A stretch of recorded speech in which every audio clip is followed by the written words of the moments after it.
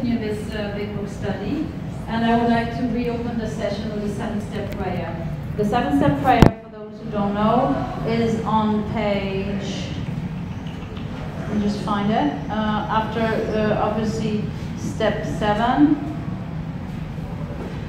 page 76. If you want to go on your knees and say it, feel free. And it goes like this. My Creator, I'm now willing that you should have all of me, good and bad. I pray that you now remove from me every single defect of character which stands in the way of my usefulness to you and my fellows. Grant me strength, I go out from here to do your bidding. Thank you. Amen. So, just a note by the side, God will remove the character defects that stand in the way of the usefulness to him and to your fellows. He's not going to remove everything. I don't have any character defect that I want. I've given them all to God, and he generously gives me back my character defects one day at a time. Because if I don't have any character defects and he takes them all away, then I become very, very perfect, and I become less and less interested in you. I don't need you when I have no character defects. It's my humanity and my character defects that draw me to call you in my hours of need. And the sweetest thing is when I fuck up. I do something horrible like whatever, I don't even want to talk about it. Then I call someone, a woman, and she says, if I call a normie, they're maybe appalled, but I call someone in AA, my best friend or my sponsee in that case. I remember the day I lied to my husband for the first time. You know, my lying is sort of my middle name. I lie faster than I think sometimes. It's really horrible. So my husband was looking for this thing, and it was the kid, the neighbor kid was something that was very dear to me. He was looking for the little thing. And the neighbor kids had come in and had broken it. And I felt somehow, I don't know why, but I said, I don't know where it is, but I couldn't tell him that she had broken it because I felt like I should have been careful for her not. It was really twisted. So all day he looks for it, all day, and it's a big drama because his thing has disappeared. And I'm like, oh, because I've given it to the neighbor, and she's gluing it, but she's not there, so I can't ring the bell and get the thing, a little fish, a wooden fish back, which is broken. And welcome back, guys. Come on in. We're doing a big book study workshop, and so she, and then finally, we come home for a walk, and my husband's almost crying because this thing is so precious to him. And I'm like, oh, come on, please, you know, can you please stop with this thing? And then she's there on the steps, she sees me, and she's, oh, Julie, I've got your fish, it's glued. And I was like, oh, no. And my husband's horribly angry. He said, I've married a freak because she's lying to me for this stupid. And I call and I'm like, oh, shite, I'm in. And so I call my friend, my sponsee, Maria, who I sponsored for a long time. Sometimes she sponsors me and I sponsor her. And I said, oh my God, I'm such a horrible person. I just lied. And she laughs. She just said, oh, this is so funny. And so the moment, the sweetest moment in that, and she relates to my character defect, and she laughs with me, and she makes me feel that I'm okay and I'm not a freak. Because for outside people, we are freaks. Because we are intense, and we are whirlwinds, tornadoes that roar through people's lives. Relationships are broke, which is intense. We're mad, but we are here. This program, in some way or shape or form, keeps us very gently together, and we become good people. But not because we want to be good people. It's just because that's what the program does. We're mainly interested in not doing too much damage, really, and going and sailing through life reasonably well. So about the character defects, God is going to give you generously your character defects one day at a time, and your responsibility, or my responsibility, when the character defects pop up, is to use the tools. So to make the amend, to make the list, to make the inventory, to give it to God, and to try to better it. I'm not like, I cannot say, yeah, I'm a liar, God gave me my character defect, so it's his thing. No, that's not the way it works. But don't worry, that's why, the thing is, the prayer says, don't feel bad when you have character defect one day at a time, because God takes them away and gives them back for your use, the use for him and the people around you. Got that? So don't try to be perfect. The newcomers try to be perfect. I tried to be perfect at the beginning. Now, the longer I'm sober, the more character I defects I have because the more character I have. When I got sober, I had no character. I was a doormat. And now, because I have character, I have loads and loads and loads of wonderful character defects which I have to deal with one day at a time. And this is what it means to be an AA member, because then I can use the tools and reach out to you. A few things, I want to go on to we agnostics and talk about God, because we need God. And the best, for me, one of the second best definitions for God is in Bill's story, actually. And Bill's writes, God, when they talk, at the bottom of page 10, when they talk of a God personal to me, who is love, superhuman strength and direction, I became irritated, my mind snapped shut against such a theory. So it's very simple. You need a God that's love, that's superhuman strength and direction, and personal. Personal means God cares about me personally. God cares when I'm unhappy. God cares when I'm sad. When I can't sleep at night and I'm crying, God cares. When I want to die because sobriety hurts so much, God cares. When I am feeling lonely and I jump out of my skin and I don't know where to go and I feel so bad about this never ending, this feeling, whatever it is, that is a sober feeling that never, God cares. I have to know that God cares. This is the God I need. So God is and loving. Loving is not like, it's not like the punishing God of my childhood. God loving is not like, I have this example of the parent, and almost some of us have experienced these sort of parents. You go like, the parent slaps you, and then you say, yeah, it hurts me more than you that I slap you, but I do it because I love you. Twisted, but a lot of us grow up with this sort of idea of love, and this is not the love it means for loving God. Loving God means that I actually feel love about some loving action, and I actually am able to respond and say, yeah, this is actually something in my heart, and my diaphragm relaxes, and I cry or I laugh, but there's a sense of being loved, actually, not being punished, and then saying, oh, but this is love, and I do this, I punish you because I love you. So be careful that not to have a punishing God. It's not very useful in Alcoholics Anonymous. So it's a loving, caring, superhuman strength and direction. Means that God is stronger than your partner, your lover, your boyfriend, your mother, your therapist, even your sponsor, and even a single person in Alcoholics Anonymous.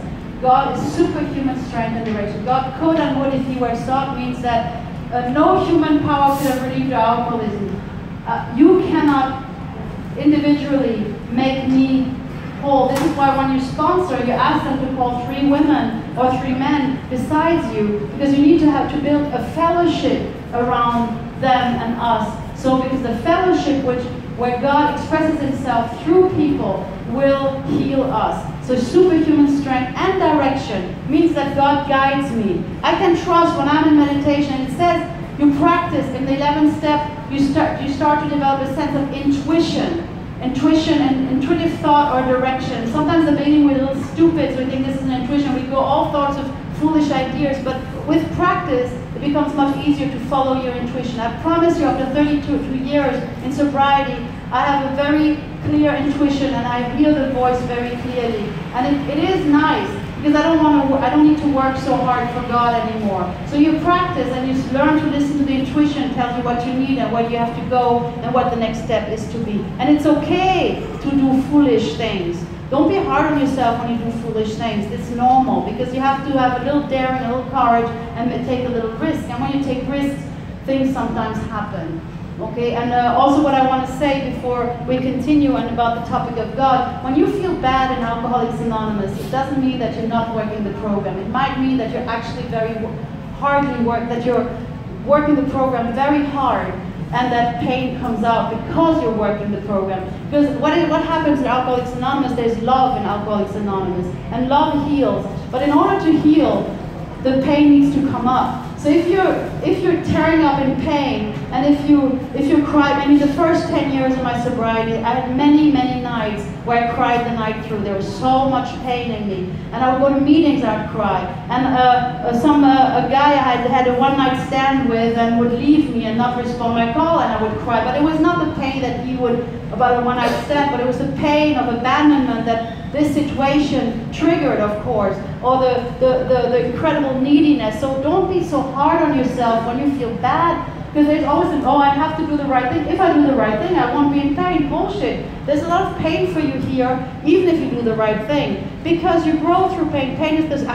One day I wrote a letter to GSO, that was a long time ago. I was 5 years sober, 6 years sober. And I said, you know guys, it says in the 12 and 12 that usually if you do all the things right, and usually it says in one of the steps in the 12 and 12, it says that, I think it's when boy meets girl in AA campus, you're going to be in a relationship and everything is going to be great. And I wrote them, I'm like 5 years sober, 8 years sober, and I'm still not in a relationship, and I'm not happy, even though I do prodigies of service. So what's the problem? This is not right, this is wrong, this is a lie. You're a good AA, I'm not in a relationship, and I'm doing a lot of service, and I'm not happy. And they wrote back really sweetly, write to GSO, because they do write back, and they're very kind, and they say, yeah, Julia, pain is the touchstone of progress, and we wish you all the best, you're doing all the right thing. Yeah. So GSO was so kind to me. And so just because you're restless, irritable, discontent, doesn't mean that you're not working the program, but it means that you just need to, I talk, of Bill and Bob in the forwards. It says this one line, Bill and Bob, after they found each other, and they had this enormous love story, this incredible explosion of recognition and of, this is us, we two, they recognized each other, and they recognized that they were going to be able to do this was going to happen, or they sensed it. And it says, Bill and Bob set out to work frantically with other alcoholics, not calmly, not serenely, not like, yeah, everything's great, things are going to be wonderful, frantically with other alcoholics, because they were so full of fear and so full of apprehension and of anxiety that this was not going to work. So when you feel frantic, say it's okay to feel frantic. Bill and Bob felt frantic for a long time. So, and then the horrible the stage of depression of Bill, actually, that lasted 10 years. When he wrote, there's the story of his, there's a biography of Bill W. from his secretary, Nell Wing, which is really sweet. You can buy it somewhere. I think Amazon will sell it.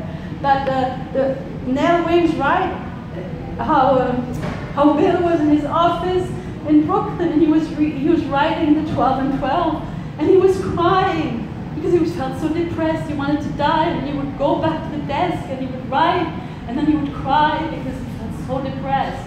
And this is the reality sometimes. It doesn't mean that you have to be depressed in Alcoholics Anonymous, but the reality is that when we heal, shit has to come up, and hurt has to be there. And it's not to say, oh, you're not working the program because you're feeling bad. Stop that. Be kind to yourself. And say, yeah, it hurts sometimes. I want to remind you also, I don't know if you know the story of the Velveteen Rabbit. You know the story of the Velveteen Rabbit? It's this, the story of the Velveteen Rabbit is a kid's story of a kid that gets a little rabbit for Christmas, and the rabbit is a skin rabbit, like a Stofftier, like a stuffed animal, and it goes into this big nursery, a lot of toys, and the toys compete and say who's real. So the mechanical toys say, yeah, I'm real because I'm mechanic. I'm real because I'm a Nintendo and I flash. I'm real because so the little rabbit is really confused and goes to the old skin horse who stands there, a horse, of a Stofftier or something like this, like a horse made out of also, a horse, a play horse. And he goes because it's old and has a lot of experience and says, so what is real? I want to be real, but what is real? It says, how does it start? What is real? And the old skin horse goes, what's the first question again, what he asked him? Let me just remember. He says, does it hurt? That's the first question. What is real? They talk about being real. Does it hurt? And the skin horse says, who's always honest, says, yeah, sometimes. Sometimes. So you don't always have, it's not, pain is not mandatory, but sometimes. And how do you become real? Does it happen all at once? Or does it take a long time? And the skin horse says, it doesn't happen all at once. It takes a long time. That's why by the time you become real, most of your skin has been lopped off, your eyes fall out, and you look pretty shabby. But it doesn't matter, because once you're real, you can't be ugly, only to people who don't understand. This is being real. Sometimes it hurts, it takes a long time, but when you get to Alcoholics Anonymous, you get the luxury of time.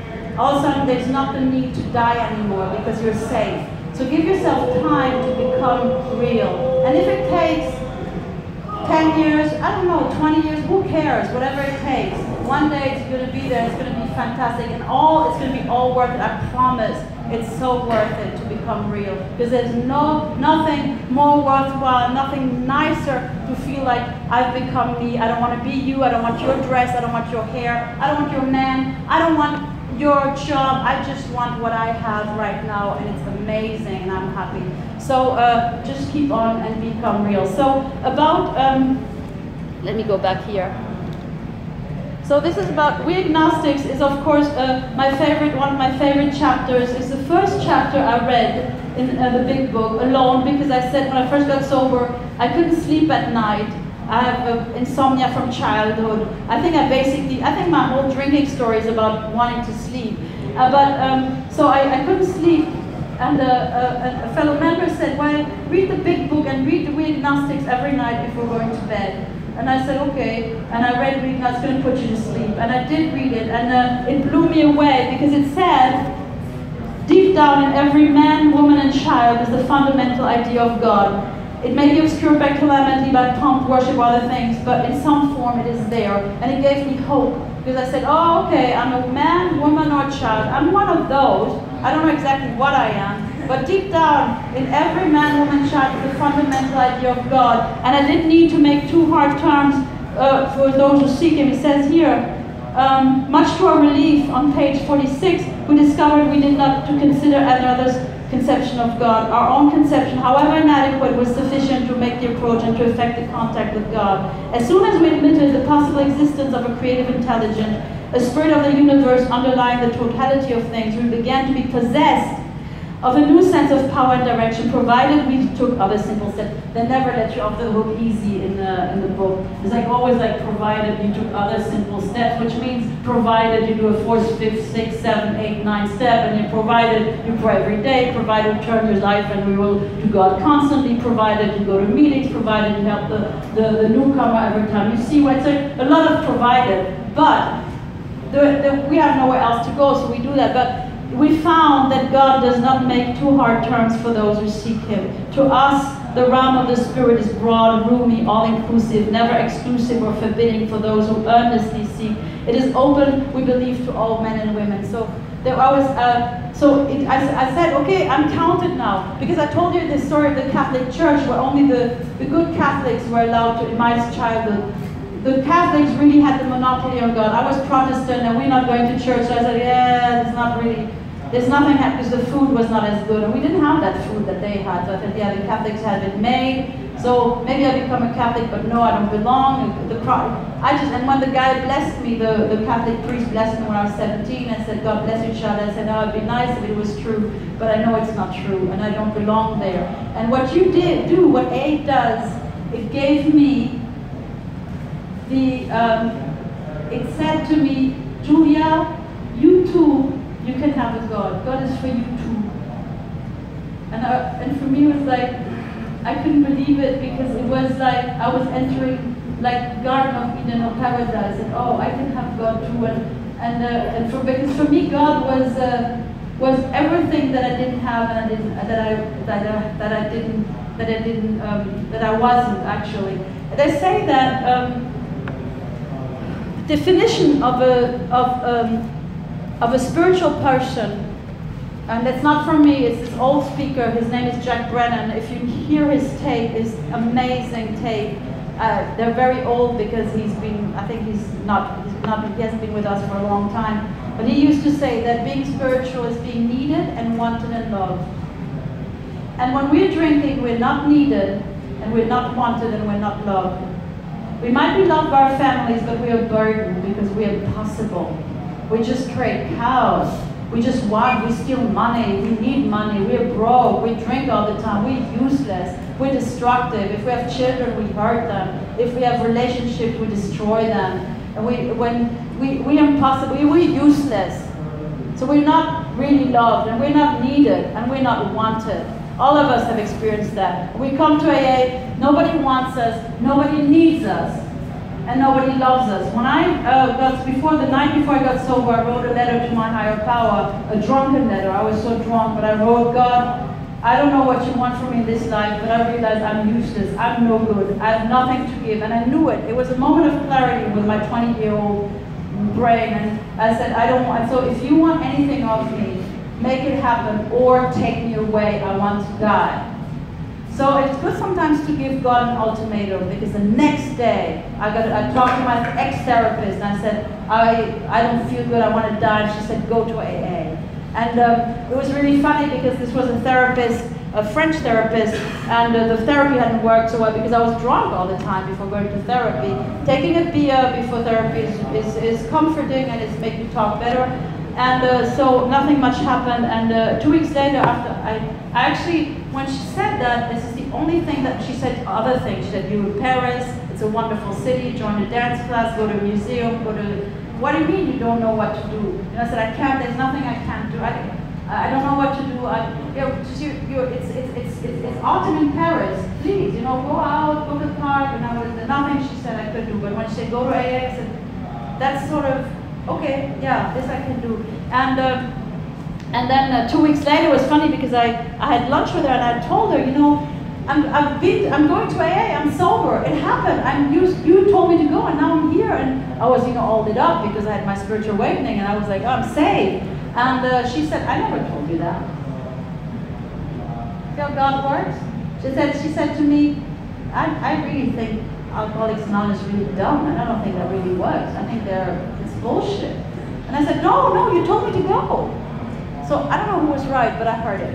Anyway, so, and so when we come to AA, and when we give the newcomer, and because we need the newcomer, they say that the newcomer is the lifeblood of Alcoholics Anonymous. This is why when there's a newcomer, treat them like gold, because they will save your day. And they will make it happen for you. So our newcomer is our goal. And this is why we need the newcomer. So this is the first moment where the newcomer feels spiritual. They're needed. In AA, without newcomers. Have you been to meetings without newcomers? They're so bad. You want to go to bad meetings? Go to meetings where there's no newcomers. It's so boring. It's like self-masturbatory. They just jerk off extraordinary, but whatever. But it's not fun, and it's not pleasant. And you go like, is this a bar or what? Even if they have good sobriety, it's like, oh man, nothing is happening. But the newcomer brings the impulse. The newcomer brings whatever is needed in the group. So, and if your group doesn't have newcomers, think about it. Take an in-drink. Go to the hospital every week with your group and get the newcomers. Because as soon as you go to the hospital, you'll have newcomers running into your door, and you'll have some need, and it's going to be bothersome. Love is always bothersome. It's always, oh God, it's always uncomfortable. It's always like out of my comfort zone. This is what love is. But it's like I don't know if you saw the Little Prince. The little story of the Little Prince. From Saint-Exupéry. The rose is like. The prince is in love with his rose, and he says goodbye to her because love doesn't work. He's sad, he's heartbroken, and he goes away. And he says, "I'm going to put the globe on you to protect you from because she's afraid of bugs and stuff like that. And so I'm going to put the globe on you to protect you." And she says, "Leave the globe. He's going away forever." And he says, "What? Leave the globe? But you're going to be eaten by caterpillars." And she says, "I have to bear a few caterpillars if I want to get to know butterflies. I've heard they're so beautiful." Yeah. So you need to be. So what happens in AA, we start to grow resilience, but that's another thing. Anyway, so we start being needed, we want it, because we want the newcomer, we need you to do service, we need you to make the coffee, so you want it and then you're loved. So this is why the newcomer instantly, as he comes to or she comes to Alcoholics Anonymous, becomes a spiritual person. And this is how you can start to heal. And then you have time, and you have all your life to become real. I say my totem animal. You know, people have totem animals, and I like totem animals. So I say, am I an eagle, or am I a bigger unicorn, or am I an elk, or am I something, you know, whatever, a lion. And I think I find my totem animal. My totem animal is the cockroach, because the cockroach doesn't die and always comes back. That's me. I'm not going to die, and I'm always back in AA. And until I get all the promises, every single one of them, I'm going to come back and bother you because I have the desire to stop drinking. And you're going to have to sit with me. Yeah, nobody can throw me out because I have the desire to stop drinking. Okay, so much for We Agnostics. Read We Agnostics, and I've promised that I would talk a little bit about relationships. I wanted to get into steps. What there's linked, step 3 to 9.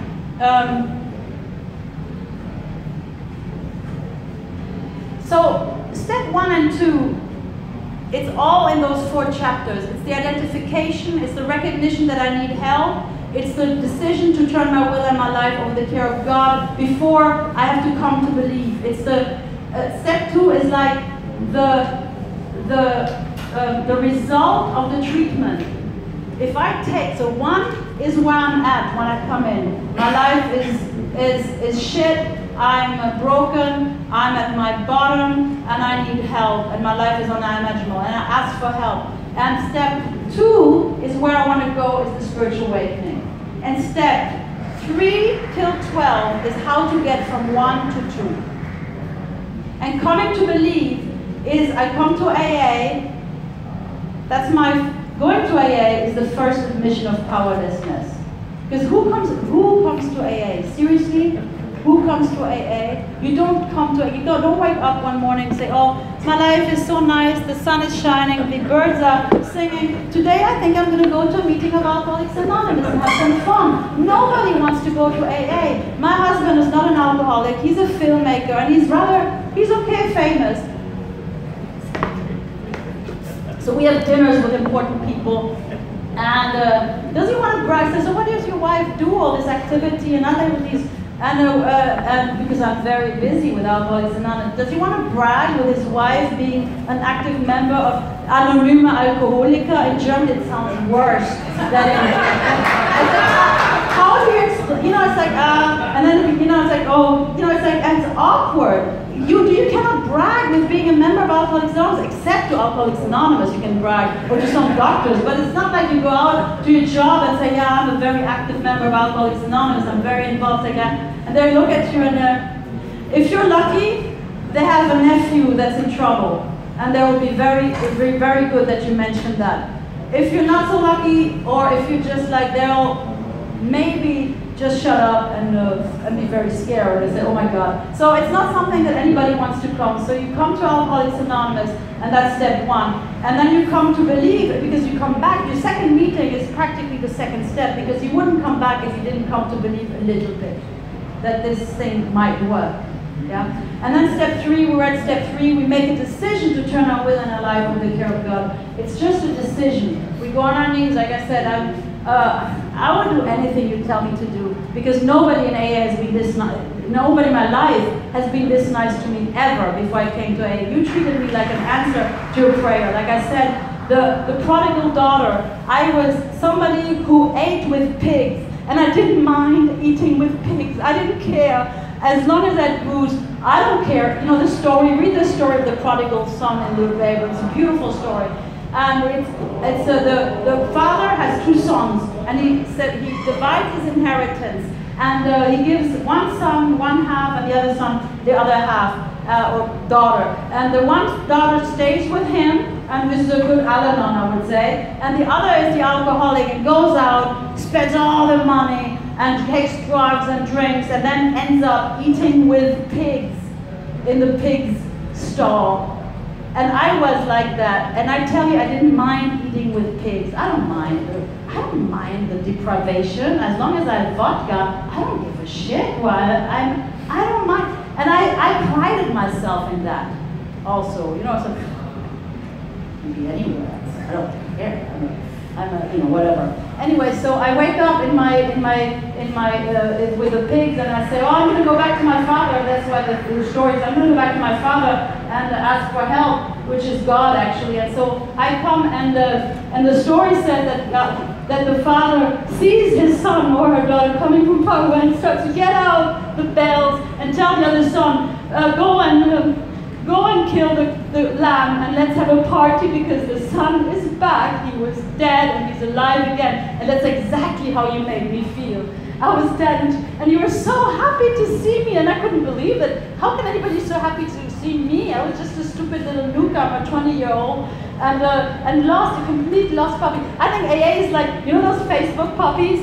You see this story, there's this little dog, and he's under the bridge in Mexico somehow, and he's all bloody, and there's no skin, and there's no fur on him, and he's all shivery, and somebody comes and saves him, and then they wash him, and they brush him, and then show the picture 3 days later, the puppy's starting to, and this is how I feel in Alcoholics Anonymous. That's what you do with me. We get you, put you here, and then we wash you, and give you some pills, some anti-worm treatment, and all this thing, and then you get restored to your dignity.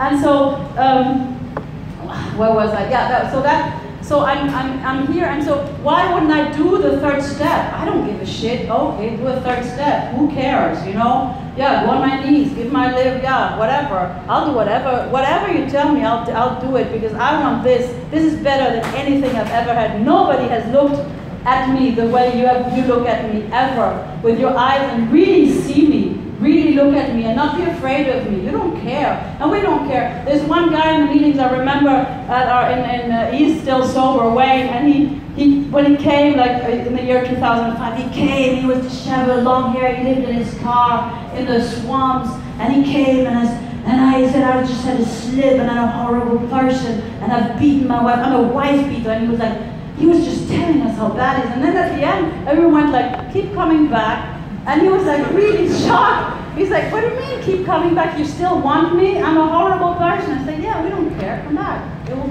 to be okay. We'll take care of it. So this is what AA is. So I'm willing. I take step 3 because I'm willing to do anything you tell me. But then it's just a decision. And in order to show God that you mean business, or that in order to show God that I mean business, I'm going to have to take step 4, 5, 6, 7, and 8, and 9. Because step 9 is where I clean up my part of my side of the street. And the process from step 4 and 9 is actually step 3. See how intricate that is? If you've taken step 3 and you're not doing 4 till 9, you're not doing step 3. It's not going to work. You're two-stepping, they call that. Which is not working either, because two-stepping is not happening. You're not being restored to sanity in any shape or form. You're insane. And staying sober is painful. So in order to show God that I mean business, I'm going to go engage in step 4, and I'm going to do the 4 lists. And they talk about 3 lists in chapter 5. Resentment is the number 1 offender. Fear, our life is shot, the fabric of our life is shot through with it. In chapter 5, I'm going to give you the page in a minute. Then comes sex. Sex is also is quite. There's 3 pages on sex. It's quite modern what it says on sex. It's brilliant because you have to think it was written in 1935, and we talked about sex quite a bit at the meeting yesterday. And it was a really good speaker who shared about that. And then what we can't forget, and my sponsor had me do the 4th list, which comes in the amends part, because it says at one stage in chapter 6 that all alcoholics owe money.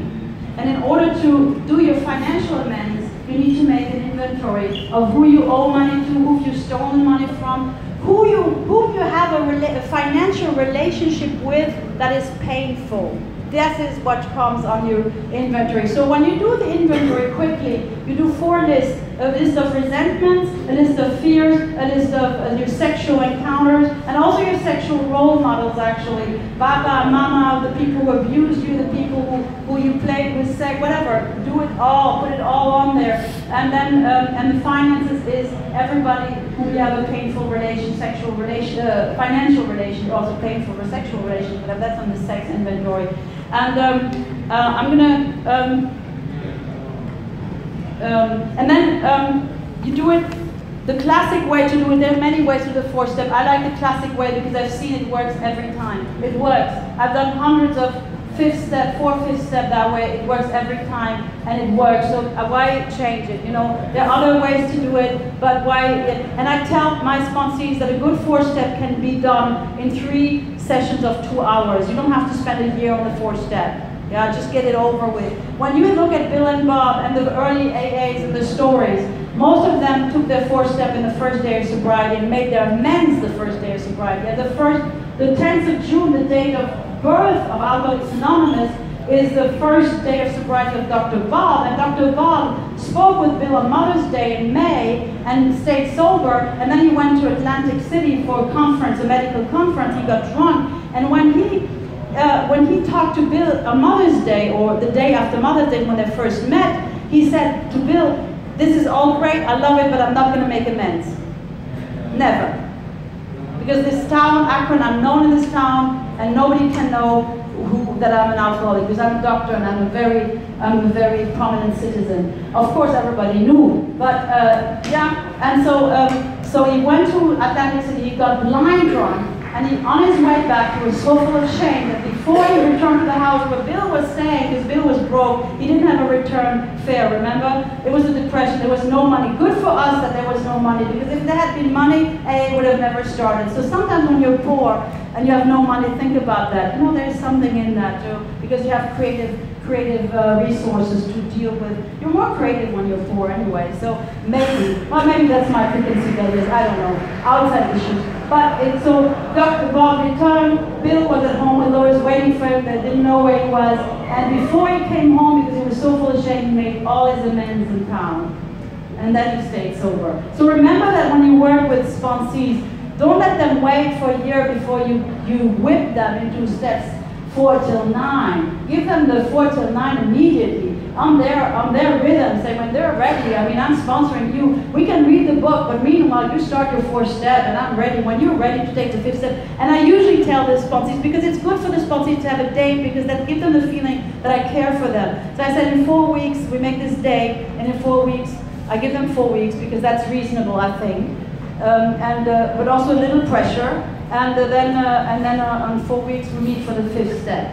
And then if you miss out, because there's also the line in the chapter Into Action, it says after the step 5, hang on,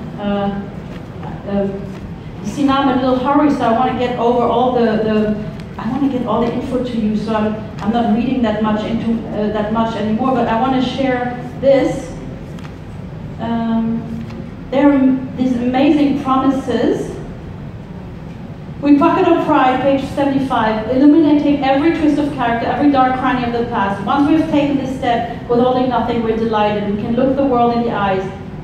We can be alone at perfect peace and ease. Promises. Our fears fall from us. We begin to feel the nearness of our Creator. We may have had certain spiritual beliefs, but now we begin to have a spiritual experience. Promise. The feeling that the drink problem has disappeared will often come strongly. We feel that we're in the broad highway, walking hand in hand in the spirit of the universe.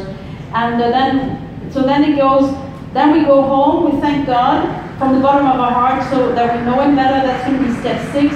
And then it's very definite, precisely, it tells you precisely, well, you take this book down from the shelf, you turn to the page which contains the 12th step, and you carefully read the first 5 proposals, the first 5 that you read them, and we ask if we've omitted anything, for we're building an arch to which we walk, a free man or woman. So when you finish, that's what my sponsor did with me. She included this part of step 6 in the step 5. She said when I was done, is there anything that you're not sharing with me? Is there anything that's on your mind now that you need to tell me? And I have a really good friend in Paris, and he's sober a long time, and he tells me, Julia, when they have slips, when they drink again, my first question to them is, what is your secret? What isn't it what you're telling? Because your secrets will get you drunk. The secrets will get you. Usually they're horror stories of abuse or things like that. But so anyway, so that's why it's like you ask them in that moment, in this very intimate moment of 5th step, when you ask the sponsee, what is it you're not saying? if there's anything, it will come out. You can trust God. You also, before you start the 5th step, you say with a little prayer that you invite God. Maybe you take the 3rd step on your knees with your sponsee and whatever you do, and that's what I do. And then I ask God to be with us and to lead us, and also to let the truth come out. And I also ask God that I may forget anything that gets in the way of our relationship future. If there's anything that's horrible in this 5th step, that I might forget it later, so it won't get into in between our relationship. So, but to go back to step 4, so you have the list. You make who, what happened, what does it affect, and then there's the 4th is where was I wrong. It doesn't say it in this. It doesn't show it here, because there are only 3 columns. But you need to do a 4th column, because it talks about the 4th column on page.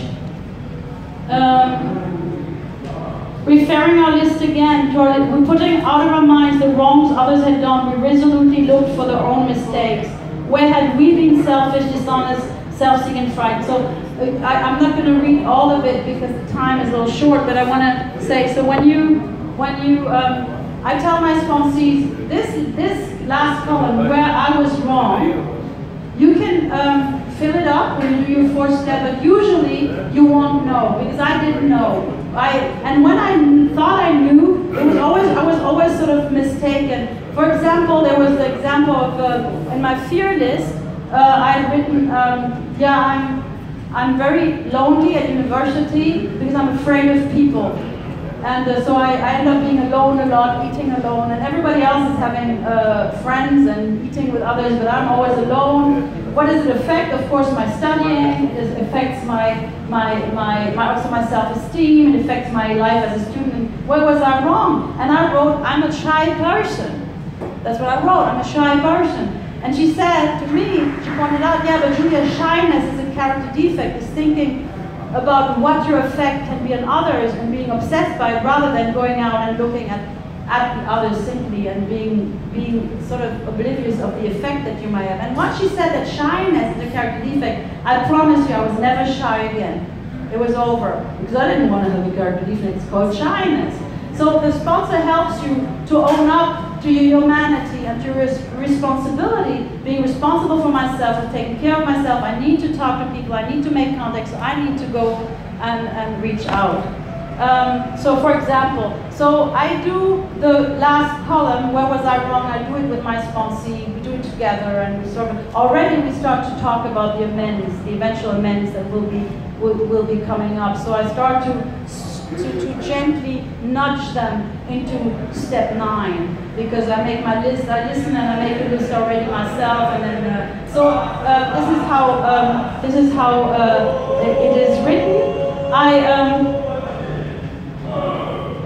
This is nice. I wanted to talk. I promised. Let me see if I forget. Okay, yeah. So my sponsor said to me once I was done with step 6 and 7, I had to go on my knees, take step 7. So don't worry about 6 and 7. That's what it's 2 paragraphs in the big book. It doesn't mean that, because 6 and 7 is going to take a lifetime. So don't worry, just take the step. God is always going to be giving you back your defect of characters. All your life you have to deal with them. You have all the time in the world, because God is very generous in dishing out your character defects one day at a time. So don't worry too much about 6 and 7. Just to be willing and then continue, because what you should worry about, or I should worry about, is to make my first amends, to get into this process of being able to look people in the eyes again. And a couple of words on relationships, because I've been asked on relationships, is the relationship prayer from my sponsor is, because always the girls love the relationship prayer, and some guys like the relationship prayer too, is, God, please don't let anybody into my life before you are first and I can be me. God, don't let anybody into my life before you are first and I can be me. And sometimes this can be in a relationship, because when we're first in love, we give ourselves up. It's normal. We fall in love, the other one is God. It's a lot of hormones in action. So it's not because we're bad that we give our power to the other. It's just because we're hormonally insane, but not because we're alcoholics. It's just because we're in love you know, I mean, read Shakespeare, you know, and then you see, it's not about alcoholism, it's about just, and then there's a moment where the first conflict comes. And I want to talk about conflict because we alcoholics, we run away from conflict. We hate conflict, and because we come from families where conflicts are evil. In my family, there was no conflict, and when there was conflict, they were brutal, they were violent, they were terrifying. People didn't talk to each other for days. It was wicked. So no, I don't want. There's no conflict in this family, and there's no conflict in my relationship. But the truth is, and the bitter truth is, and the painful truth is that the first conflict is the beginning of the relationship. It's not the end. So it's very sad that most alcoholics, even sober, run at the first conflict and never have a relationship. Painful, right? So the first conflict, because I have people there in relationships and they she's horrible, I don't like her anymore, he's horrible. I said, good, the relationship is starting, wonderful. Now you have to start talking.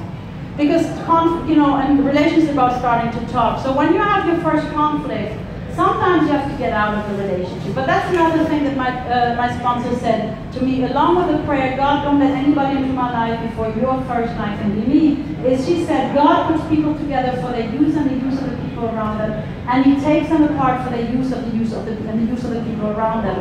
I don't have to worry about relationships because God is dishing out relationships. God, I've never had the man that I wanted when God didn't want me to have that man. Even though I've pleaded, I've cried, I've begged, I've prayed, if God says no, it's no. I'm not getting him. I've gotten the man that I didn't necessarily, I've got a husband now, did I necessarily want him? I don't know. I don't know what's good for me. So I leave that entirely to God. And God, you don't have to worry, shall I break up or shall I not break up? God will do it. If you're in AA, you do your thing, you do your sponsees, your sponsor, you talk to the newcomer, you read the steps, don't worry about it. They're coming. Of course, also you have to be a little smart. If you really want a relationship, you've got to start dating. You know, it's like wanting to win the lotto and never buying a lottery ticket. Excuse me? You need to start dating and to give God a chance. And also, my sponsor said, Julia, the only way to learn about relationships is to do them. If you keep yourself closed for the right one, it's like, come on, get real. You know, start dating, try to experience. You have to learn. And it's not going to be easy because we're alcoholics, we're incredibly needy, we're broken, we have been abandoned, so we start loving and it's all a mess. It's going to be a big mess when you get into a relationship. It's super messy. Say, yeah, welcome. What you do is good. It's good to say is welcome to the next disappointment. The disappointment is going to be there because we're going to give our power away. It's going to be horrible. It's going to be messy. It's going to be dirty. I'm going to cry with my sponsor for days. I'm going to share about the meeting. I'm going to share in the meeting about the broken relationship for days. Everybody's going, oh, there she goes again. And everybody's going to listen because they can't throw me out. And that's good. Do it. Yeah, it's true. It's like, oh my God, it's so painful, the first relationships. They're so painful because everything that we haven't had, we all come here, all of us who've been drinking, we all come here completely starved. Completely starved. So we're not going to get it right at the first go? Illusion? Yeah. No, and then you have children and it's awful because when I had my kid, I'm sober, I said, I'm going to be the perfect mama. Perfect mama. After 3 days, I want to give him back. I said, the first 3 days, I'm proud, I'm happy. Oh, it's so beautiful, everybody's really happy. And then after 3 days, is somebody going to come and get him, take him?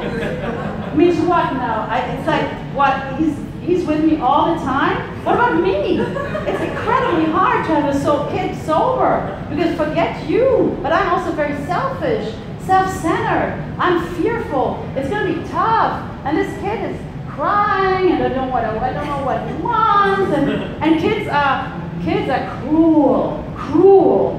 They will always mirror the worst in you. That's their job. They think that's their job unconsciously. That's why there's so much abuse going on in families, because we hate what they show us. So if you're in AA, you have a chance of not hating your kid for showing you're the mirror. and you have the chance of escaping and actually taking it as a gift of your child and grow. It's very hard, it's very painful. It's not going to be easy, because it's so easy to go with the old way, say, oh, shut the fuck up, go into your room and just leave me alone or whatever. I mean, I don't say shut the fuck up to my kid, but sort of in other ways, now with other words. And then I go like, no, wait, because I'm sober and I have sober women in my life, and they go like, okay, Julia, this is not the way to do it. And this is there's another way to do it, and so you're going to have to own it, and you're going to have to grow up. And I don't want to grow up. As long as I get away with not growing up, I'm not going to grow up. Even in AA, I want fun. This is me, I want fun. But the problem is with fun is that now I need a fun that lasts. So anyway, go back to the book. Is that good about relationship? I guess said. So go have relationships, go fuck up, go be disappointed, go cry to your sponsor. Don't use it as an excuse for drinking. That's not on. You want to get drunk, get drunk. But don't say, oh, I want a relationship. I got, no, please, own it. And go through the pain, it's worth it. Because as you go in sobriety, my experience is, as I go in sobriety, as I get better, the relationships get better. You always get the person that's at the same level than you. And there's some darkness. With each relationship, there's some darkness that gets chipped away from you. And you become less dark, less heavy, less in pain. And all of a sudden, you're able to have relationships to actually be there. But it's not going to be immediately. To actually, give yourself some time, yeah? So be nice to yourself, be kind to yourself, and be patient with yourself. And be loving. And work with, it says with sex, if sex is very painful, just work with another drunk. That's the only solution, the real solution we have. The real solution is everything that's super painful, just find a newcomer and work with them. And pass them on what you've already acquired. Obviously, we cannot transmit something we haven't got. So see to it that your relationship with God is right, encounters, whatever, how things will happen. But, so you cannot give what if you have 1 day of sobriety, you can work the 12 step, because you have 24 hours more sobriety than the person who has 0 hours of sobriety. And you can tell them how you did it. I did it sitting on my hands. I did it taking a bath when I wanted to drink. I did it postponing the first drink. I did it by calling someone. I did it by just praying the Serenity Prayer. You have, and once you work with another alcoholic, no matter where you're at in your sobriety, I will assume that you have at least 6 hours when you get into your first relationship, or at least 12 hours, so you can work with another drunk. And then we learn that we are not the other person, and our self-worth is not in the other person. Our self-worth is in our dignity of having something to give. And when you have something to give, there's nothing that's more wonderful, like it says, nothing in, beginning of chapter working with others. Practical experience shows that nothing will so much assure immunity from drinking as intensive work with other alcoholics. It works when other activities fail. This is our 12th suggestion. Carry this message to other alcoholics! Exclamation point. You can help when no one else can. You can secure their confidence when others fail. Remember, they're very ill. So, and then it says, life will take on a new meaning, to watch people recover, to see them help others, to watch loneliness vanish, to see a fellowship grow up about you, to have a host of friends. This is an experience you must not miss. We know you will not want to miss it. Frequent contact with newcomers and with each other is the bright spot of our lives. So this you put on the fridge and you write, frequent contact with newcomers and with each other is the bright spot of my life. Put it on your fridge so you remember what it's all about, because this is what it's all about. The rest is just icing on the cake. It's nice icing on the cake, but this is what it's all about. Once God puts you, because God didn't put you here so you can just wallow in your own glow, on your own magnificence. God put you here because He needs you. Look at out there, people are dying of this disease, and this is a drop on a hot stone. So God wants you, He needs you as it says in the book, as an intelligent agent, not a dumb agent, not a stupid agent, not an agent with no self-worth, an intelligent agent, a spearhead of God's ever-advancing creation, a spearhead of His ever-advancing creation. God, when people say, yeah, well, you're lucky you got sober with 20, and yeah, it's nice to get sober with 20, and I'm so happy that I got sober with 20, even though I do say that it's hard when everybody around you is into sex and drugs and rock and roll, and you start into meditation and self-examination, it's sort of odd. But I know that the only reason why God got me sober with 20 is so I can be here with you today. When I do this, I know that I'm doing God's will. For alcoholics and for Al-Anons is this: God gets you here, gets you grace, He gets you the desire. From wanting to die, you become a person who wants to live again. And by the way, the first 5 years of my sobriety, I had frequent moments where I wanted to commit suicide. So when you want to die in AA, and I read a grapevine, I was very lucky because I read a grapevine at the moment, youth enjoying sobriety. Once a year they have youth enjoying sobriety. And there was an article that said, if you want to die sober, you need professional help. So I did go and get some therapy, because it's not okay to want to die in sobriety. And you need professional help. Go get it, because there's some really good people around. And I don't want to die. I really wanted to die. I really wanted to commit suicide. I really wanted to die sober. And I promise you, it's been really many years since I haven't wanted to die. So it changes and gets better. But at the beginning, it's sometimes uncomfortable. Where was I? I don't know. Yeah. What? Oh, it's in the spiritual, we agnostics, and it says, rather vain of us, wasn't it? Let me just find it for you here.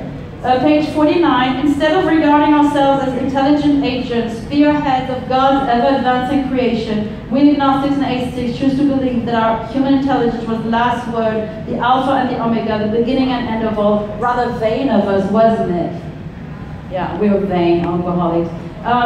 So I want to finish, because we really have to finish, unfortunately. Like I say, I can talk about the book for days, and it's worth talking about the book for days. There's so much in it for us alcoholics.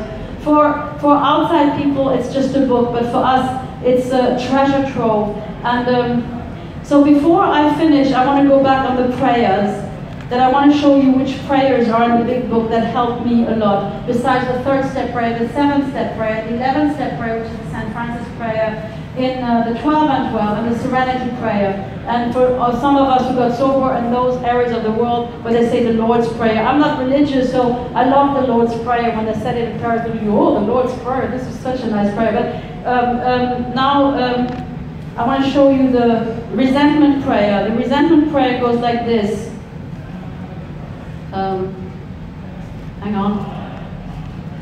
It's on page, it starts on page 66 at the bottom, and I make it into a prayer. This is how it goes. Dear God, please let me realize that the people that wrong me are perhaps spiritually sick. Though I don't like their symptoms and the way they disturb me, they, like myself, are sick too. Please, God, help me to show them the same tolerance, pity, and patience that I would cheerfully grant a sick friend. That's on page 67. When a person offends me, let me say to myself, this is a sick man or a sick woman. How can I be helpful to her or him? God, save me from being angry. Thy will be done. And then I continue, I say to God, please, God, let me avoid retaliation or argument. I wouldn't treat sick people that way. If I do, I destroy my chance of being helpful. I cannot be helpful to all people. But dear God, at least you will show me how to take a kindly and tolerant view on each and every one. And you know, it's progress, not perfection. This is really a high standard of living, what it says here, to have on each and every one a kindly and tolerant view. But I can grow in it. And with this prayer, it helps me to remember what I'm supposed to do. When I'm angry and impatient at the cashier who's not fast enough, I'm standing in a queue and I'm being a dick, or no, I'm not a dick. Yeah, why not? I'm a dick because I'm so impatient and I struggle for my place. I can breathe and say the prayer, and I can let somebody pass, and it's always nice when you do that, when you're in a real rush and you're really impatient, and then you make room for somebody. Everybody relaxes, and everybody is nice, and you become human again. And then the fear prayer. I want to show you the fear prayer is on page 68. A lot of people think that there's no tool for fear in the program, and I wonder, there's a really good tool for fear. It says the tool for fear is here.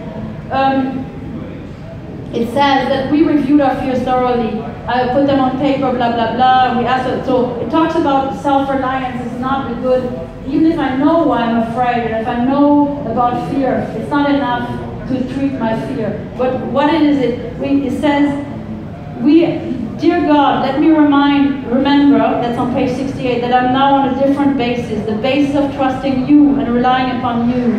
I trust infinite you rather than my finite self. I'm in the world to play the role you assign, just to the extent that that I do as I think you would have me. I don't even have to do his will, I just have to do as I think he would have me, which is go to meetings, talk to a newcomer, talk to my spouse, be involved, pack into the stream of life, give rather than take. Pack into the stream of life rather than drift into worry, remorse, or morbid reflection. And as I think I would do, as I think you would have me do, and I humbly rely on you, do you enable me to match calamity with serenity? It means not that the calamity that I'm so afraid of will not happen, but it means that my attitude will be changed, and I'll be able to meet the scary thing with serenity. It means that you will have, I have a lot of women I sponsor in the 4th step, they have fear of flying, for example, terrible fear of flying, but they want to go to convention, they want to fly, and so how do you treat that? So what I say is that you say this prayer, and then you go bravely, you go to the plane, and God will take care of you and your fear, but you have to go into the fear. So you have to go on the plane, and what happens when they pray? I have the best stories. The one story is that one woman told me, I went flying, and next to me was a woman that was more afraid of flying than I am afraid of flying. So I had to talk to her the whole flight. So that's how God, he puts one other woman said, I'm terrified of flying, and so she loves babies, and next to her was a mother with a newborn, and she was completely overwhelmed. So the whole flight she had to take care of the baby. So that's what God does with your fear. He makes you useful for other people, and then He takes you. The fear is okay, actually, and then you learn to tame the fear. The end of the fear prayer is, please God, let me never apologize to anyone for depending upon you. All men and women of faith have courage. I trust you, God. I never apologize for you, God. It's on page 68. Instead, I let you demonstrate through me what you can do. I ask you, God, please now remove my fear and direct my attention to what you would have me be. And the promise is, at once we commence to outgrow fear. You have to do it to experience it, but it works every time. I'm going to look at the clock. Okay, so we have to, do you want to hear the sex prayer? Of course you want to hear the sex prayer. But it's easy. So write it up for you and put it in the I form, and then learn it. If you want, give me your email address, because I've already done it. I've got it printed. I can send it to you. So it says, dear God, let me remember that we all have sex problems. That's on page 69. 69. Oh, this is a good show. One woman, she was confused. She was looking for sex. And instead of 69, she looked at 96, and this is what she read about sex. Do not be discouraged if your prospect does not respond at once. Search out another alcoholic and try again. You are sure to find someone desperate enough to accept with eagerness what you have to offer. We find it is a waste of time to keep chasing a man who will not work with you. So that's funny. Okay, back to the prayer. Dear God, please mold my ideals and help me to live up to them, my sex ideals. Let me try to shape a sane and sound ideal for my future sex life. Let me remember that my sex powers are given by you, and therefore good, and I shouldn't use them lightly or selfishly, nor should I despise them and loathe them. Let me grow towards my ideal. Let me treat sex as I would any other problem. Please, God, show me in each specific matter what I should do. Dear God, about sex, I honestly pray for the right ideal, for guidance in each questionable situation, for sanity and for the strength to do the right thing. If sex is very troublesome, God, please let me throw myself harder into helping others. Let me think of their needs and work for them. This will take me out of myself. It will quiet the imperious urge when to yield would mean heartache. I love this sex part because it says that only God is judge of your sex situation, not your sponsor.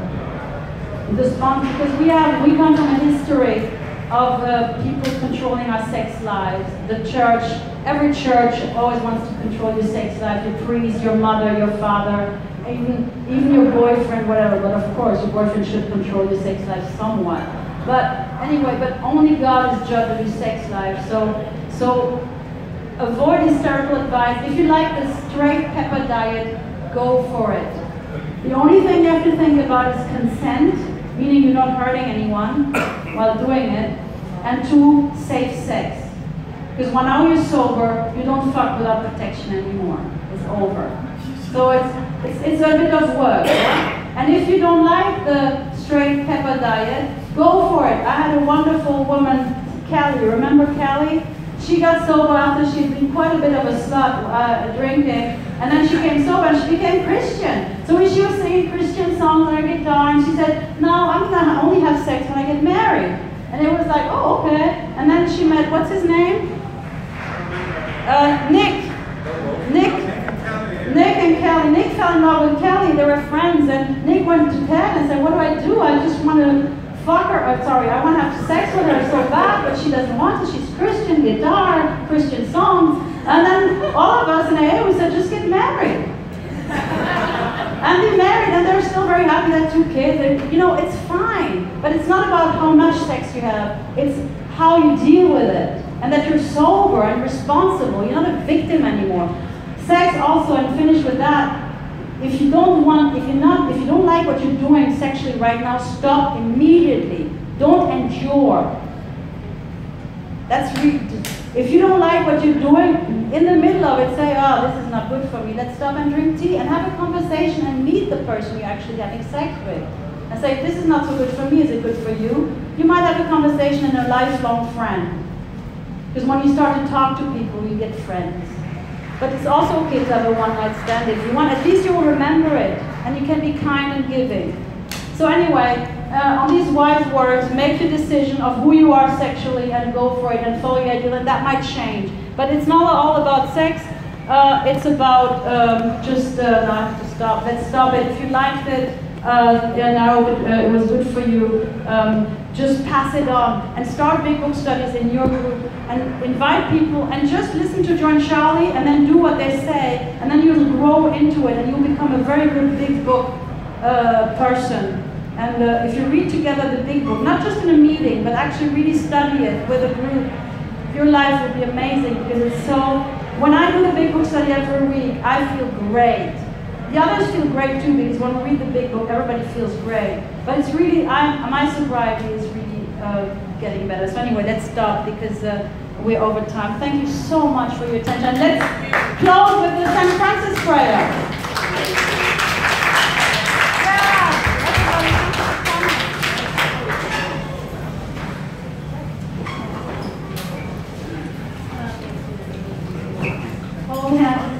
The St. Francis prayer is the long one. So maybe some of you know it. If not, let's just, and then we'll say the surrender prayer so everybody feels like they've said something. God, make me a channel of thy peace, that where there is hatred, I may bring love, that where there is wrong, I may bring the spirit of forgiveness, that where there is error, I may bring truth, that where there is discord, I may bring harmony, that where there is doubt, I may bring faith, that there are shadows, I may bring light, that where there is sadness, I may bring joy, that where there is despair, I may bring hope. God, grant that I may rather seek to comfort and to be comforted, to understand and to be understood, to love and to be loved. For it is by self-forgetting that one finds, It is by forgiving that one is forgiven, and it is by dying that one awakens to eternal life. Amen. Serenity prayer.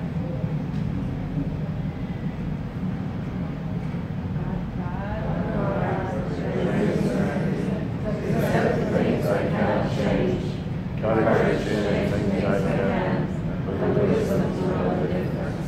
Keep coming back. It works. We're working. It's a work and you're worth it.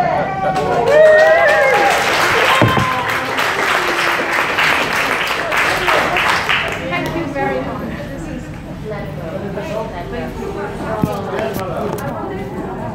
Thank